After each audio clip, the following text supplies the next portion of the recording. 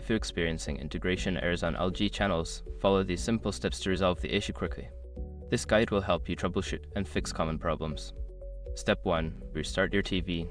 Turn off your LG TV and unplug it from the power source. Wait for about 30 seconds before plugging it back in and turning it on. This can help reset the system and resolve minor glitches. Step 2. Check internet connection. Ensure that your TV is connected to a stable internet connection. Go to the settings menu, select network, and test the connection. If the connection is weak or unstable, try resetting your router or connecting via Ethernet.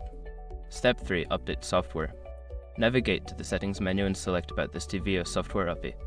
Check for any available updates and install them. Keeping your TV software up to date can fix bugs and improve performance.